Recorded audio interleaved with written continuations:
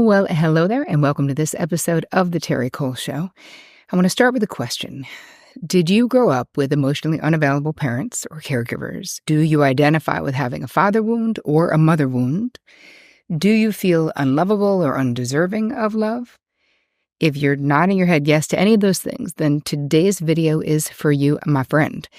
Having your emotional needs go unmet in childhood often leaves like a lasting impression on our worthiness, how worthy we think we are. So in today's video, I'm talking about what reparenting is. This is something that you can do that helps with the self-esteem and practical steps that you can take to reparent and how to decrease the resistance that you might feel around the concept of reparenting. Because I had my own resistance when it first came on the scene for me, but I have to say I've changed my mind about that since I became a psychotherapist many years ago.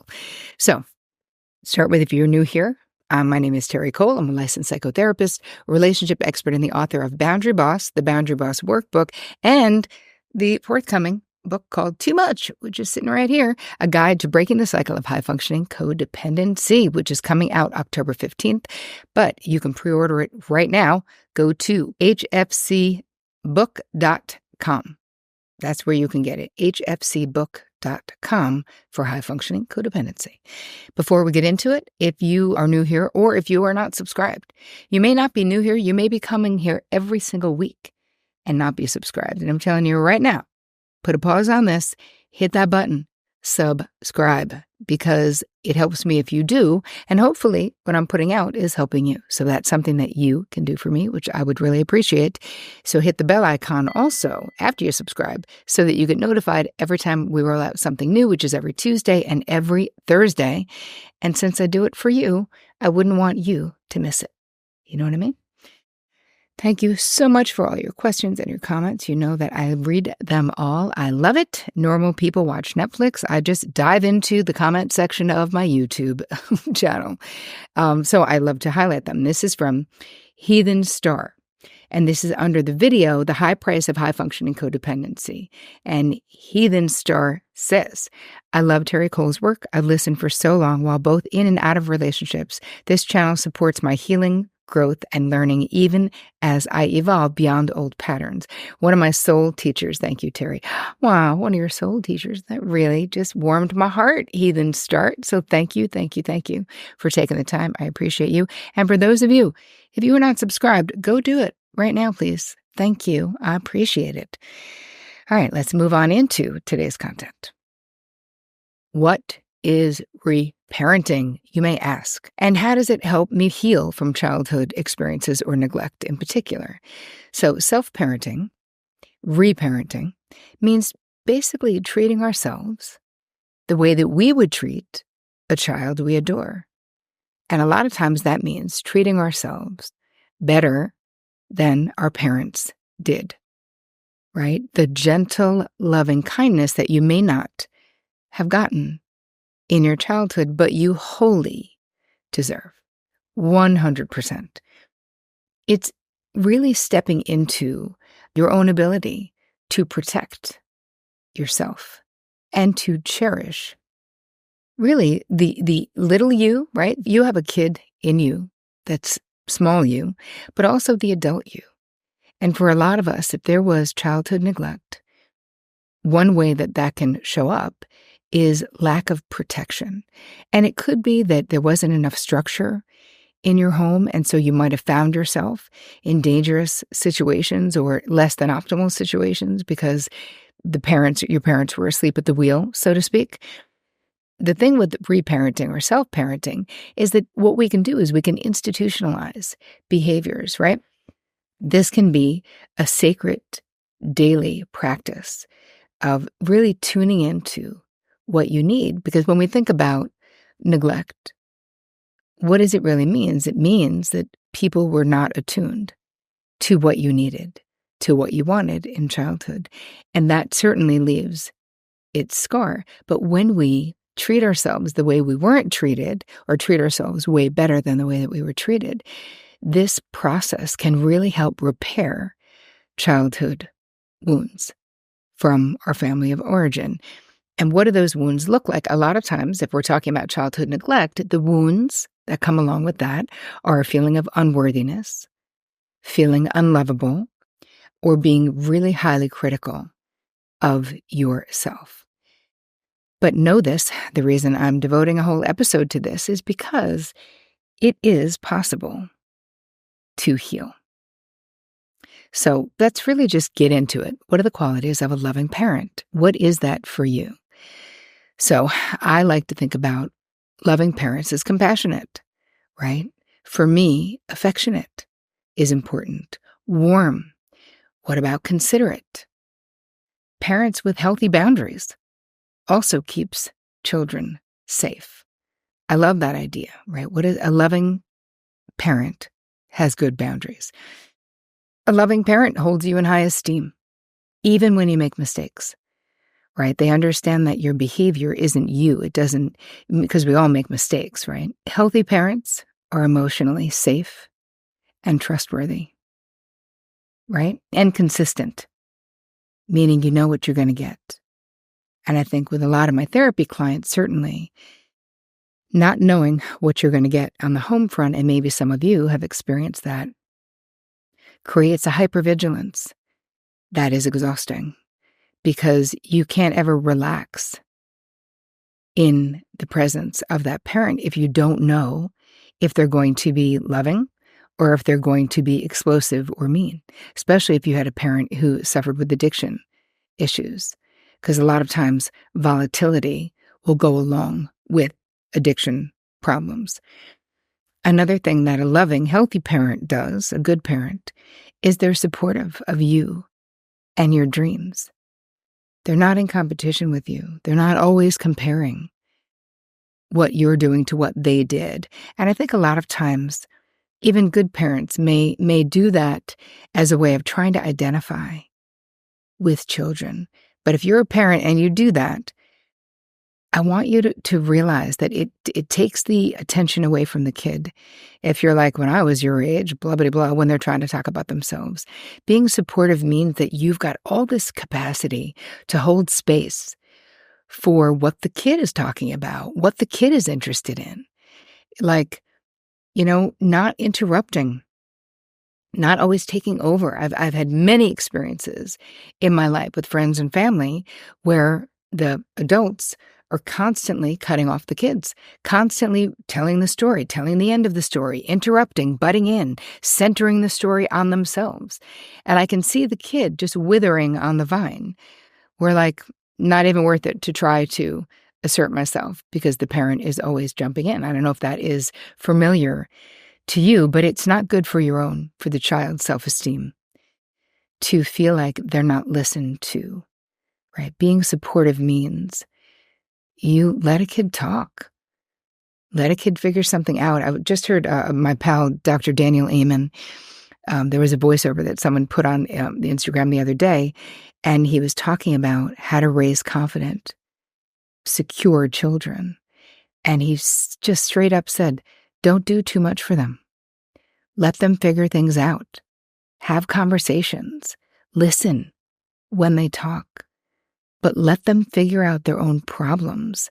And I think that there's a lot of confusion with today's parenting, and that's not what this episode is about. But anyway, it just came into my mind, so I wanted to share it, that kids need space, right? Their successes and their failures need to be their own. I've said this, I've told, if you guys have been around a while, you've heard this before, but I'm going to say it again. For those who are new, my mother always had this, I think it's an Irma Bombeck quote, on a refrigerator magnet that said, I promise not to take credit for your accomplishments if you promise not to blame me for your failures. And I think that's a really good deal with parents, right? We succeed or fail on our own terms. And having a parent be supportive, whether you're succeeding or failing, instead of being panicked that you're failing, because we're all going to fail at some point. It's part of the process of life, So a lot of times my therapy clients, when I talk about reparenting, will ask me, well, how do I know how to reparent myself if I didn't have a good parenting model? And here's the thing. A lot of this stuff can be intuitive to you. I just gave you a list of things that I think are good parenting traits and qualities. But you've seen other people do good parenting, right? When it comes to father stuff, I had friends who had dads that were very engaged with them.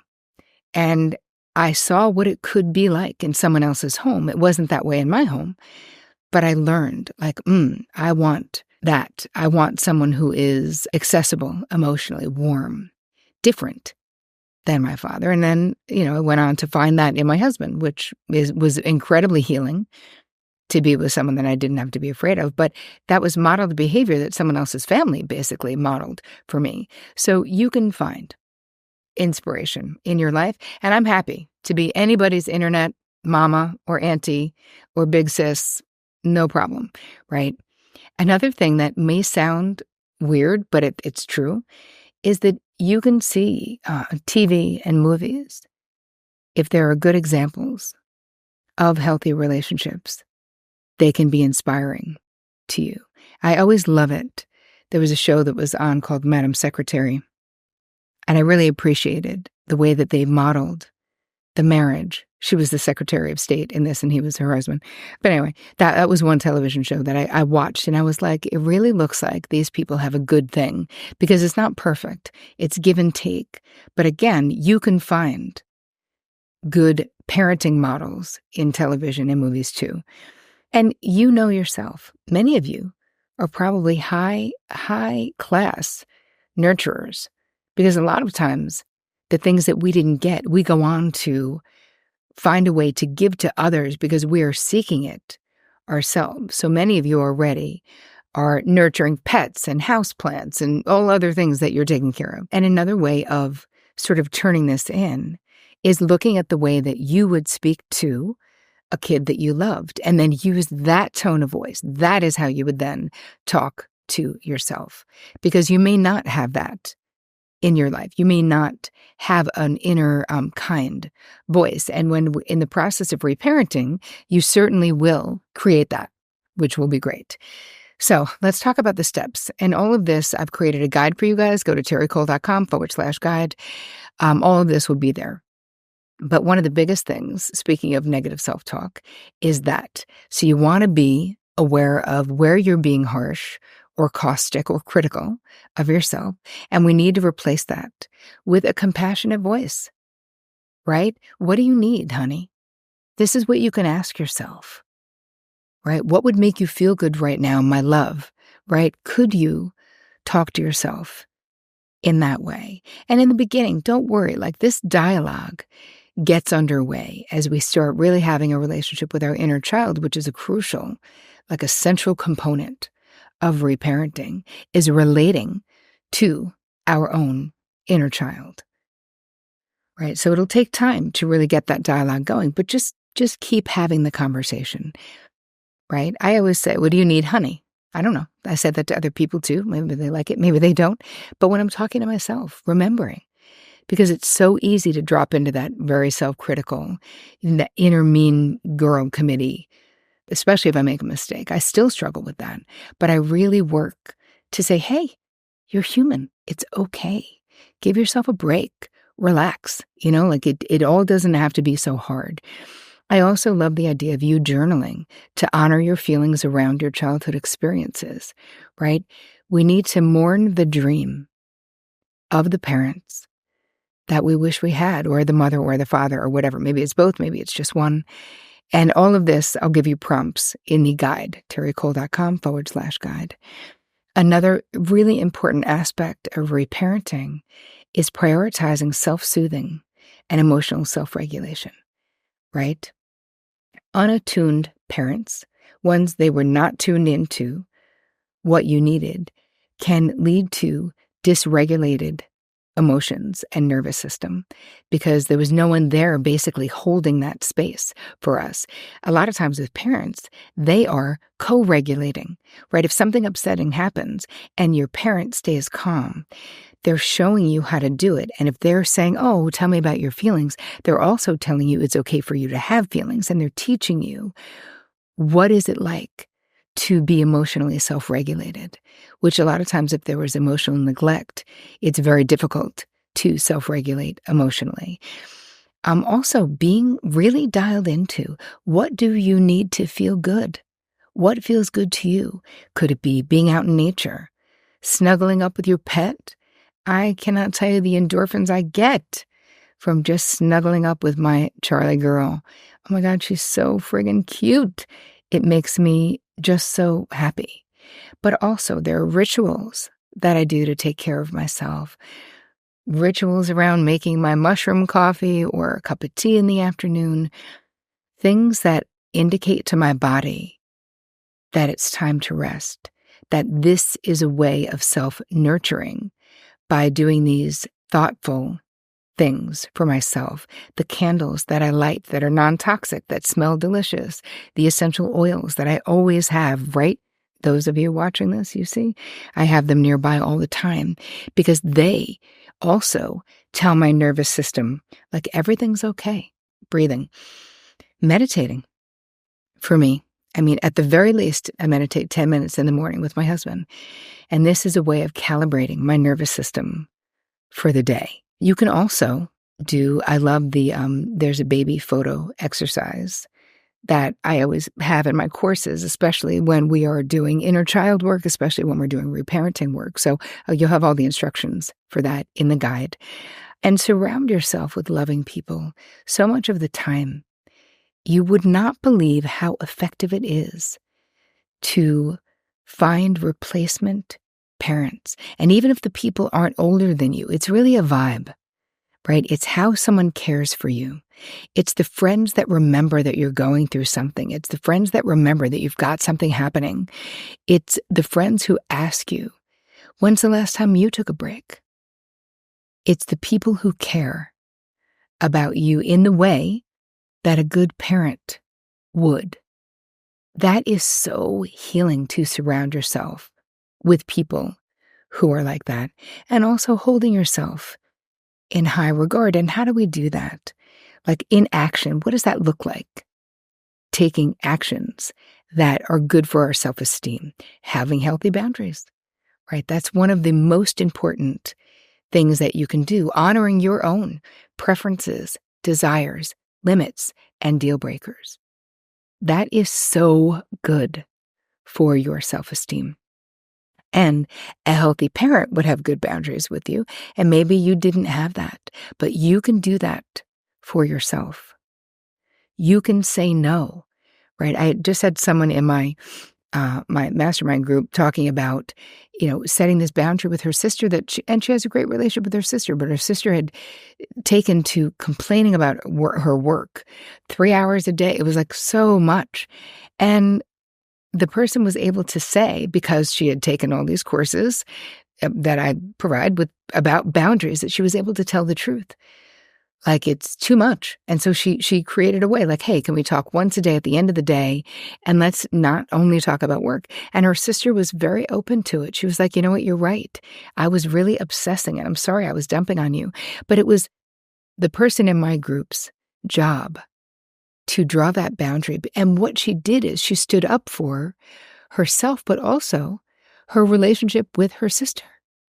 Like, she protected that relationship by telling the truth about what was happening for her. And that is the most loving thing that you can do for others, but also that you can do for yourself. And another thing I love to do when we're reparenting is do things that you loved doing as a kid, right? It could be coloring. It could be drawing. They have those adult coloring books you could do.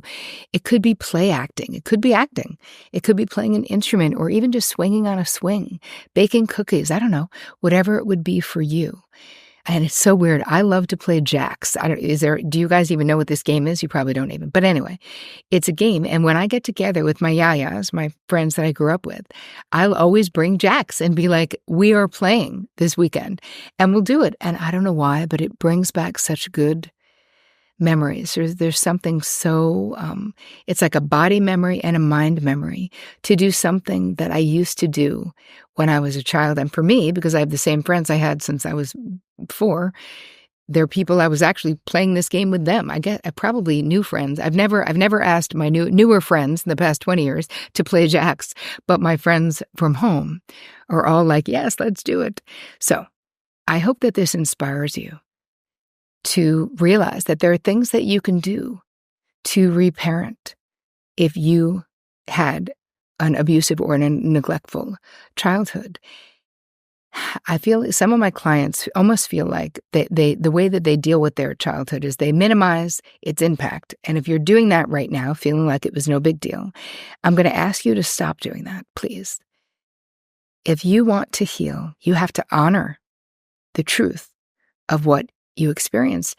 And abuse takes all kinds of forms, and neglect is one of them. And it can really be, emotional neglect in particular, can really be a joy killer in your life. So I want you to put yourself first. I want you to know that this is important, right? Maybe you've never put yourself first. And it's not wrong and it's not selfish. It is so incredibly important. Because the truth is, you don't need to do this work to be worthy, right? You need to do this work to wake up to the worthiness that is always there.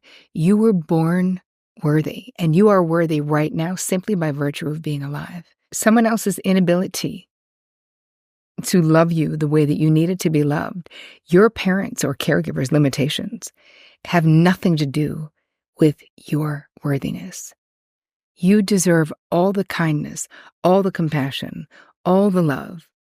So let's give it to ourselves. If you really do this, you are teaching yourself an entirely new way of relating to yourself. And I want you to see you through the lens that I see you with, because you are amazing and you deserve all of this and so much more. So I would love to know if you go to the guide, terricole.com/guide, what resonated with you, what worked for you. I hope you have the most amazing week. And as always, take care of you.